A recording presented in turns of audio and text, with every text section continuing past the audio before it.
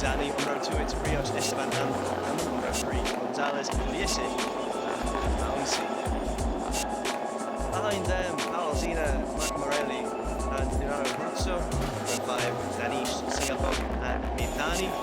Lane for the warm-up lap, meaning he's going to have some penalties coming his way.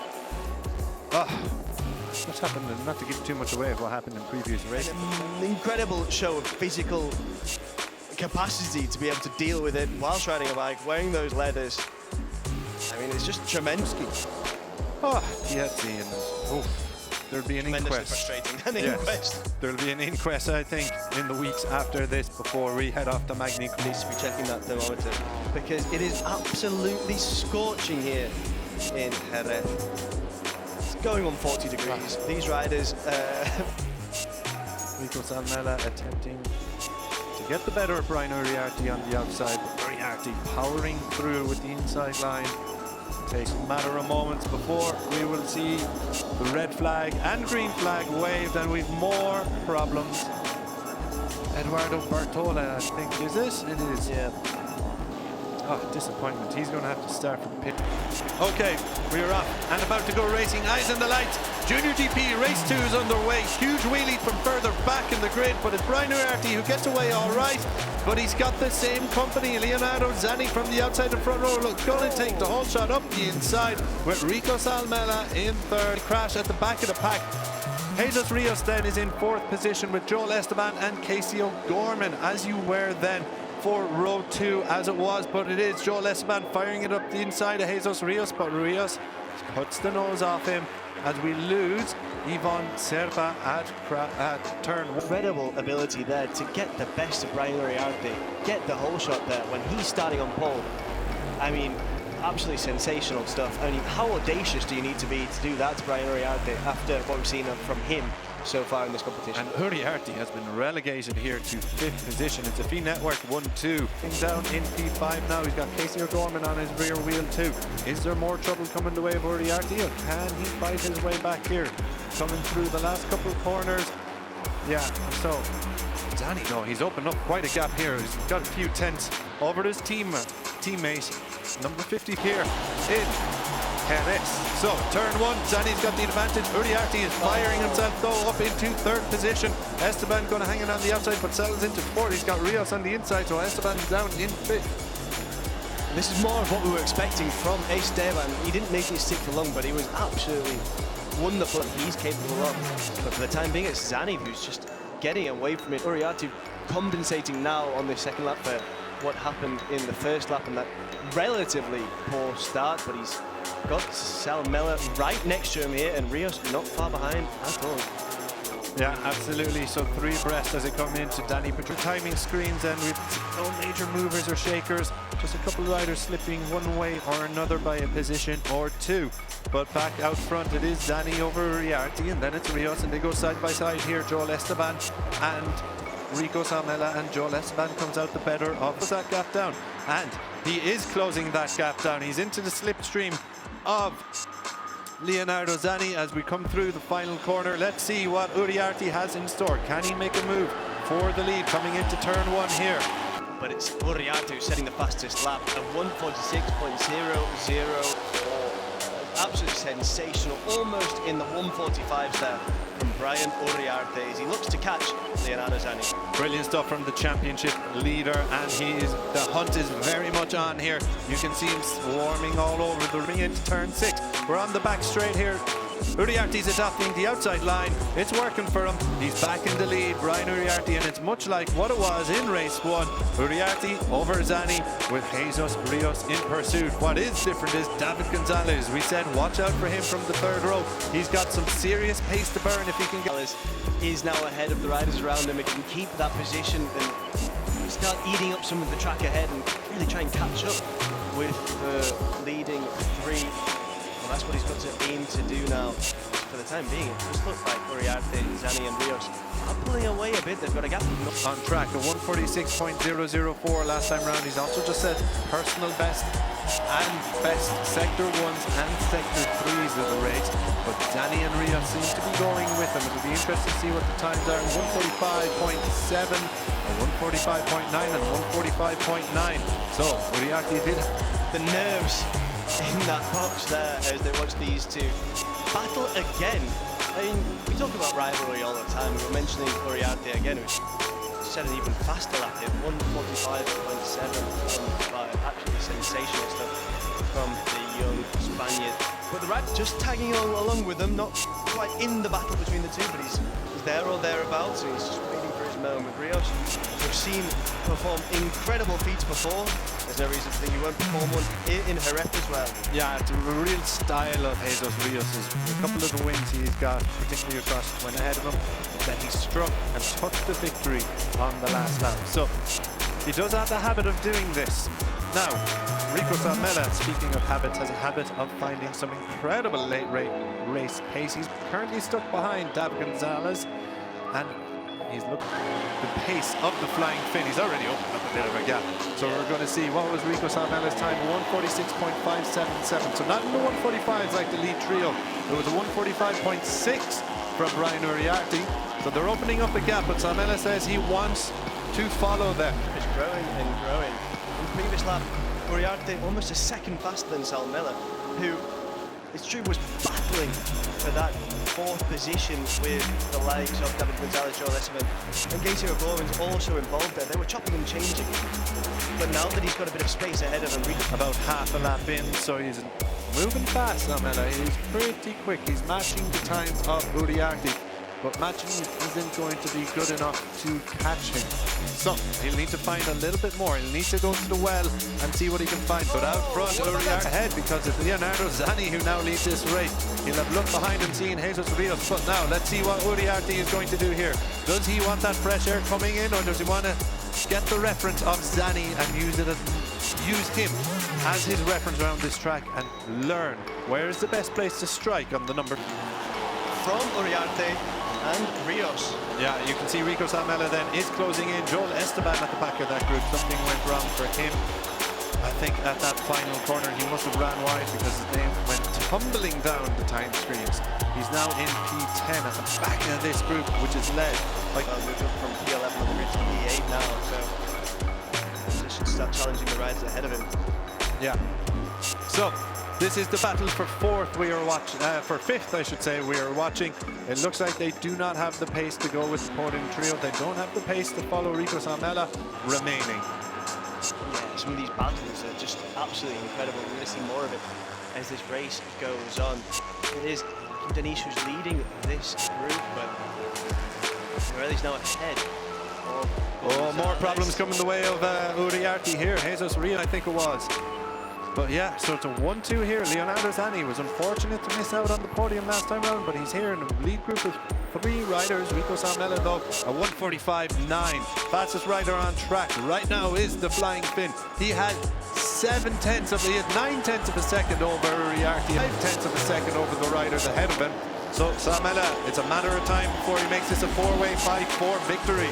Uriarte just made his move there to get into P2 as well, but this battle is raging between these three. Brian Uriarte now back in P3 once again, but he made his move there. Uriarte on the inside of Rios. Is he going to make it stick? Oh, that's close. It is close indeed, and of course, as a consequence of all of this battling and fighting ahead, it's bringing Rico Salmela closer and closer to that podium trio. Really onto the position. So right through penalty for the number 34, Zari Tietzi. Oh, his day goes from bad to worse, doesn't it, Connor? Pit lane, starting from pit lane and having troubles on the grid. He now has a rider. He knows the rules, I hope. So yeah, very disappointing. Yeah, Absolutely. So he's running towards the back of the grid, but Uriarte, we're focused on what's happening here at the front, and Uriarte shows why he's the hottest prospect in Junior GP. Leonardo Zanni was leading, but Uriarte fires. It's a matter of corners. He gets the better of both the Fee Network XCI Mir Racing Team riders. Brilliant stuff from the championship leader in the battle. For 5th place, it's David Gonzalez over Casey O'Gorman, Marco Morelli. Then after that, big group here. Plenty of points on offer between here, but they'll be on offer. It kind of goes without saying for P12, P13, who's the last rider, Giulio Pugliese. So it's P5 to P12 here, this Look battle. at them now, they're all bunched together. It could go any way, but as you mentioned, those points have been so important. O'Gorman just there coming in. Suffering issues in the first 2 races of the year, but it is O'Gorman now who leads over Gonzalez. So plenty of action in this scrap mid-pack. Hakim Danish involved there too. He's got a podium to his name. Picked that up in the opening round in Portugal. Back out front, it's as you were. Brian Uriarte is leading the race over Zanni and Jesus Rios. So these riders, he's now what? Less than 1 second. He was 2 seconds away. You can see it there. You don't need me to tell you the time. You can see Salmela is closing. It's a brilliant few laps for the Finnish rider. Yeah, he's running at the pace for how long he's got. Hakim Danish just behind, and that is chopping and changing all the time. Back at the front, it is still Uriarte, and now he's got Jesus Rios recently. So, live championship standings, Uriarte, as things stand, would be 3 from 3. Rico Salmela running in 4th position with 26 points behind. Yeah, battle for 5th, absolutely incredible, as is this performance from Uriarte. We saw him coming under real pressure from Zanni and from Rios, dropping back. He shows real composure to claw his way back to the front, which is where he obviously feels most comfortable. But throughout the weekend to be a contender. Of course, he is one of the front runners of this Junior GP class in 2025. But his pace has been excellent, and many have tipped him to go with Uriarte all the way this weekend. Not the perfect start, but he's showing why people were riders in here as well. So it's pretty good watching, I would say, here. Gonzalez leading over Danish, Casey O'Gorman, big points on offer. Yeah, Pugliese in there as well. Absolutely fantastic. I don't know if you've seen any of the recent social media stuff that the Junior GP are kind of putting out, but they did a quiz with our Junior GP social media team. Absolutely fantastic. Danny and Sergio putting it together. Fantastic stuff as always from the guys. So yeah, watch that. Go to the follow Junior GP on social media and watch the quiz with Rico Salmela.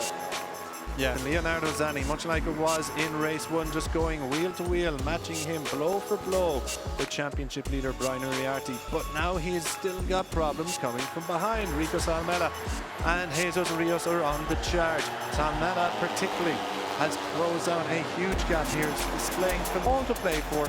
Big points on offer between P5 and P12. Oh, Gonzalez goes wide there. Very unfortunate. He's pushing that.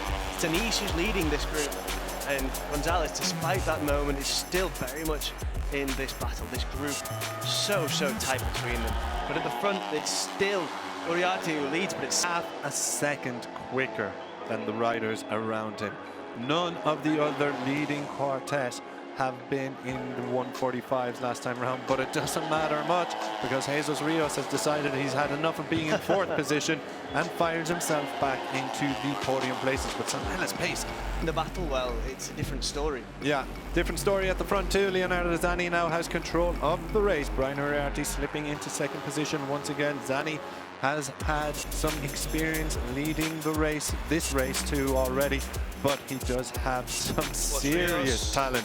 3 Junior GP race winners on his tail. What has Leonardo P race? Brian Uriarte now in 3rd position. Has he got an answer to Jesus Rios, who's just relegated him there on the front straight? He does not. What about the battle for 5th? Hakim Danish still leading over Casey O'Gorman. Then it's Esteban and Pugliese. But it's Danish on for good points here, sitting 4th in the championship as things stand, if my quick math is correct. But absolutely, yeah. I don't think we could say that we were surprised by his performances either. He's been absolutely brilliant. As you mentioned in Estoril with the podium, now here. It's just a shame that he wasn't able to catch up with this leading group. There's contact there between Rios and Uriarte. And both the Fee Network riders find themselves falling. Veda Ega Pratama jadi bintang di Sansenring. Juara race 2, kejar puncak klasemen. Veda Ega Pratama kembali mencuri perhatian penggemar balap motor setelah menyabet gelar juara dalam race 2 Red Bull Rookies Cup di Sansenring Minggu 13 Juli. Setelah sebelumnya finish keempat di race 1, pembalap muda Indonesia ini membuktikan kematangannya dengan aksinya yang memukau dan menegangkan. Start dari tengah, finish di puncak. Veda memulai dari posisi menengah, namun ia tak membiarkan itu menyurutkan semangatnya. Dengan keberanian dan teknik balap yang rapi, Veda konsisten menyalip rival satu persatu sepanjang balapan. Aksinya di Sansenring yang teknikal menunjukkan kemampuannya mengatasi tekanan tinggi dan situasi yang padat. Duel sengit dan momen menegangkan. Pertarungan bukan hanya soal kecepatan, tetapi juga strategi dan mental. Veda bersaing ketat dengan pebalap seperti Zen Mitani, Jepang, dan Kiandra Ramadipa, Indonesia. Dalam 6-7 lap terakhir, ia berada dalam pengejaran agresif, namun justru momentum itu ia gunakan untuk merangsek ke podium. Jubilan kemenangan dan tambahan poin vital. Hat-trick penampilan podium beruntun ini membuka jalan bagi Veda untuk kembali bangkit setelah sempat terseok di awal musim. Tambahan 25 poin dari kemenangan race 2 memperkokoh posisinya di peringkat ketiga klasemen sementara, jumlah yang disebut-sebut mencapai 105 poin. Pengaruh besar Mugello yang lalu. Kemenangan ini bukan tanpa landasan. Di seri Mugello, Italia, Veda meraih 2 kemenangan beruntun. 2 podium itu memberi suntikan kepercayaan diri dan poin besar, menjadikan posisinya kini tidak sekadar kuat, tetapi juga patut diperhitungkan. Evaluasi dan strategi tim. Start dari barisan tengah menjadi catatan penting. Tim pun menyadari perlunya fokus lebih matang pada kualifikasi. Dengan posisi start yang lebih baik, Veda bisa mempertahankan ritme di depan, kata pelatihnya. Setup motor juga disesuaikan untuk trek dengan karakter teknikal dan elevation canggih seperti Sansenring. Bakat lokal menggema di arena internasional. Kemenangan ini menjadi bukti bahwa pebalap muda Indonesia siap bersaing di panggung dunia. Untuk publik tanah air, prestasi Veda tak hanya menghentak di Sansenring, tetapi juga melukiskan masa depan cerah dunia balap nasional. Target, merangsek ke puncak klasemen. Dengan 2 balapan tersisa di Red Bull Ring, Austria, dan Misano, Italia, peluang Veda untuk naik ke posisi kedua, atau bahkan menantang sang pemimpin klasemen, semakin terbuka. Ia kini hanya 49 poin di belakang Hakim Danish, Malaysia, yang memimpin dengan 154 poin, serta tertinggal 36 poin dari Brian Uriarte. Pemuncak runner-up klasemen. Kesimpulan, Veda pahlawan kecil dengan ambisi besar. Veda Ega Pratama menunjukkan kombinasi sempurna antara teknik matang, mental baja, dan strategi jitu. Dari start di posisi menengah hingga ke podium, perjalanan balapnya kali ini layak diacungi jempol. Semangatnya dalam meraih kemenangan di Sansenring bukan hanya soal juara sehari, melainkan pesan bahwa pebalap Indonesia memiliki potensi besar di kancah global. Kini, semua mata tertuju pada seri Red Bull Ring dan Misano, di mana Veda akan diuji kembali. Apakah ia mampu menjawab tantangan dan benar-benar menanjak ke puncak klasemen RBRC? Nantikan saja aksinya.